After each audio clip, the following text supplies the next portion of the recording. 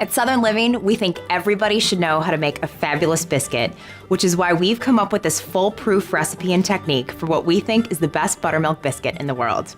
I'm gonna show you how to do it. First, you need a box grater and a sheet of parchment paper. And this is how we're gonna cut our butter into our flour. It's our secret technique. So you're gonna take a frozen stick of butter and grate it on the big holes of the box grater. So we do this with the butter because you get a more even distribution of fat throughout the biscuit dough, which will make them light and fluffy all over. When you get to the end, you want to take your frozen grated butter and you want to combine it with 2.5 cups of White Lily self-rising flour. And we always use White Lily flour because White Lily flour is actually made from a softer winter wheat, which has less protein in it, which means you'll have less gluten in your biscuits, so they'll be much more tender. Now I'm gonna add the grated frozen butter to my flour. And you just kind of want to toss it together with your fingers. So we want this to be super cold when we're making our dough, so I'm gonna put it in the freezer for 10 minutes. Okay, so I've got my butter and flour mixture that's been chilling and 1 cup of cold buttermilk.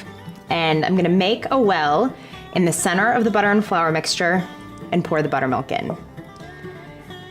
So now we're gonna bring the dough together. And a lot of people talk about how you can overwork biscuit dough, but believe it or not, there's actually such a thing as underworking dough. If you underwork the dough when it bakes, the biscuits will have kind of a raw, floury taste. So you definitely wanna make sure the ingredients are incorporated. And we found that if you do it this way and stir it 15 times, you'll have the perfect texture dough. Okay, so I've done 15 stirs, and as you can see, the dough is kind of pulled away from the sides of the bowl. We're ready to roll. You wanna take some more self-rising flour and lightly flour your surface, and then turn the dough out onto the surface. We like to use a rolling pin to roll our dough, and that's because the heat of your hands will sometimes melt the butter, and we don't want it to be melted. We want it to stay cold. So I'm gonna sprinkle a little bit of flour on the top and flour my rolling pin, and then I'm gonna shape this into a rectangle. And then what you're gonna do is take the rectangle and fold it in half. And this is a layering process that will help the biscuits get lots of flaky layers. So I'm gonna actually do this folding process. I'm gonna turn the dough and I'm gonna do it 4 more times, so 5 times total. After we roll it this time, we're gonna cut it, so I'm gonna roll it to about a 1/2 inch thick. So before you start cutting, you wanna have a jelly roll pan or baking sheet ready with parchment paper on it. And what you wanna do is dip the cutter in the flour before each cut, and then cut straight up and down.